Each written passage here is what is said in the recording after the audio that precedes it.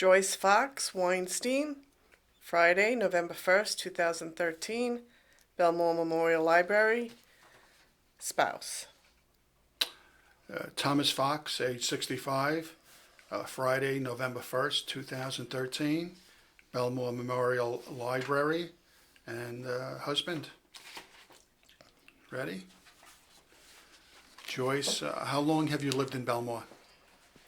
I've lived in Bellmore since 1969, 44 years on and off. Why did you come to live in Bellmore? And where had you lived before, and how do the two places compare? I moved to Bellmore from Brooklyn. We lived in Brooklyn until I was 15 years old. The reason that we moved when we did was because the neighborhoods in Brooklyn got so bad that I was mugged before we left. And my parents, my father was a policeman in the police department, and his partner lived on Long Island and lived in Bellmore, and said, I have a great neighborhood for you and I know a house available. Come to Bellmore. And that's how we ended up out in Bellmore. And I went to Grand Avenue Junior High School, which was the last year of Grand Avenue, and then on to Kennedy after that, John F. Kennedy.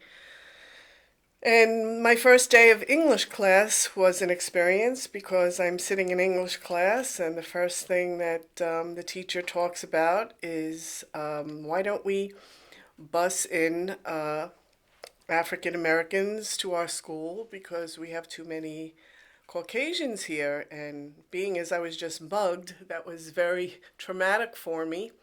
So I went from being an A student to being an F student. So the transition was very difficult, although you would think it would be the other way around, that I would adjust so much better and my quality of life would have been better. But, as a kid, it's very tough, especially these days with bullying and everything going on. It's always been that way with the bullying. And it really needs to change because obviously this is a very old problem that still goes on to this day. You said you had lived in Brooklyn before. What part of Brooklyn, and how do the two places compare? I lived in East Flatbush, Brooklyn, which, as I said, was a very poor neighborhood. And it's funny because just recently, my husband and myself took a ride back to Brooklyn. We went to Coney Island where he grew up, and then we went to East Flatbush where I grew up, and checked out the old neighborhoods. And amazingly, the old neighborhood, it was very clean and neat, and really not what I expected it to be at all. So instead of going downhill after all these years, it improved instead, which was really nice to see. It was a good feeling, very good feeling. What do you miss most about the way it used to be here in Bellmore?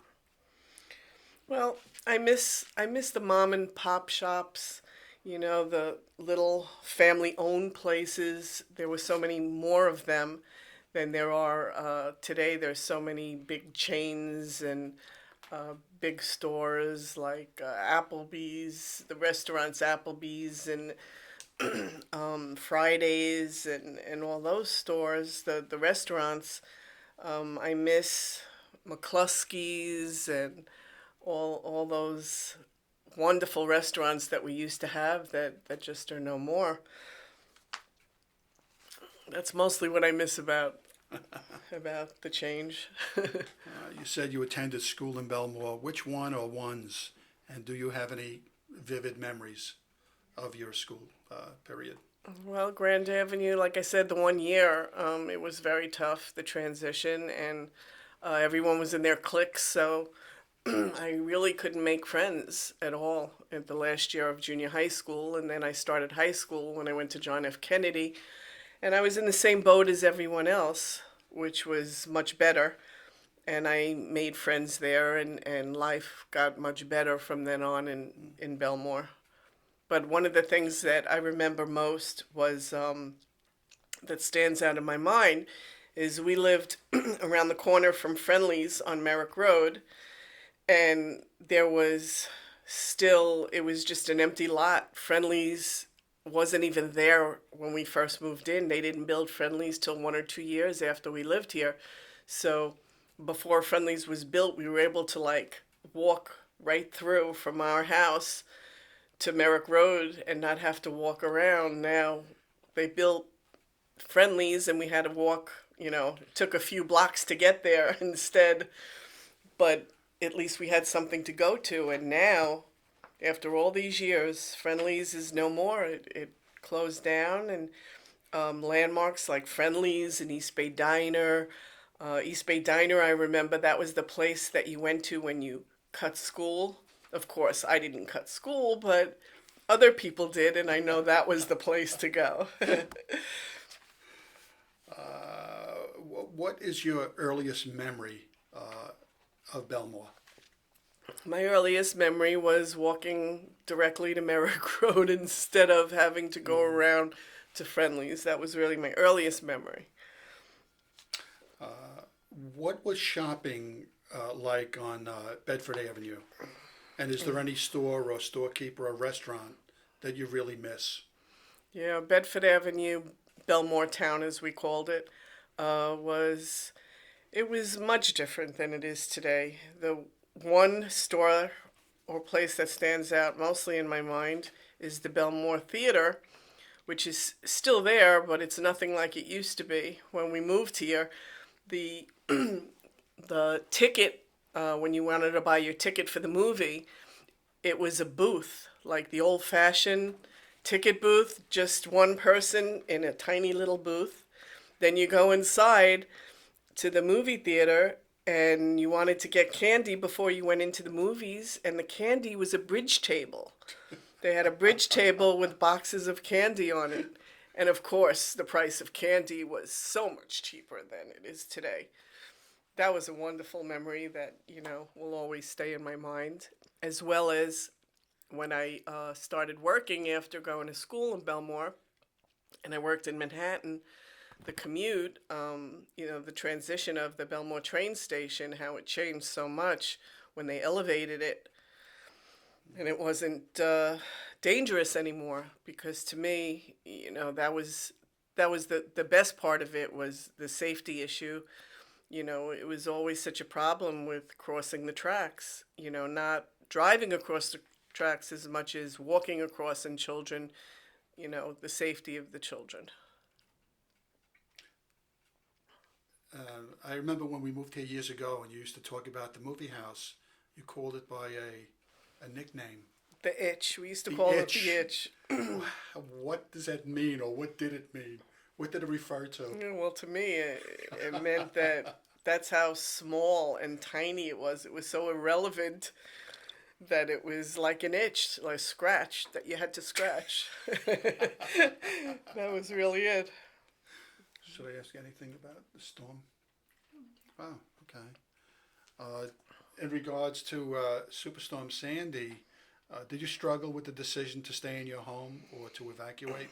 We were very, very lucky. We did not have any problems personally when it came to Sandy. We were between Merrick Road and Sunrise Highway, because in 44 years of living in Bellmore, of course, the transition of growing up and moving out of my parents' house in Bellmore, and I went and lived in other places in between, and then I came back to Bellmore because my husband and myself bought a home in Bellmore as well, because I remembered all the great memories that I had of Bellmore and wanted to come back. And my husband as well feels the same way, I know, as I do.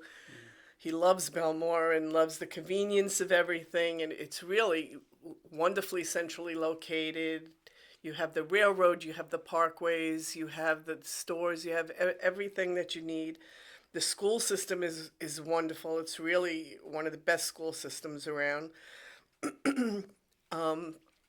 So we did, end up back in Bellmore 15 years ago. We bought a house here and love it. And lucky, like I said before, between Merrick Road and Sunrise Highway, we were lucky in the sense that we did not lose our power during Sandy, and we did not lose anything in the basement. We didn't get flooded in the house at all during Sandy. During Irene, we did. During Irene, our basement was flooded, which is really nothing compared to everybody else.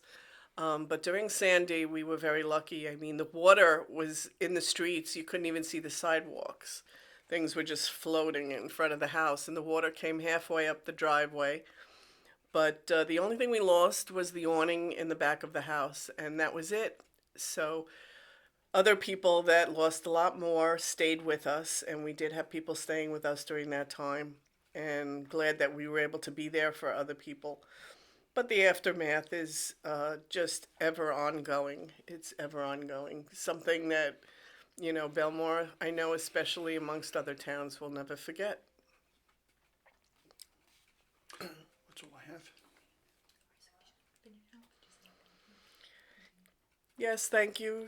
Thank you for everything and letting us do this. I loved it's very memorable, very touching to be able to share my story about Bellmore.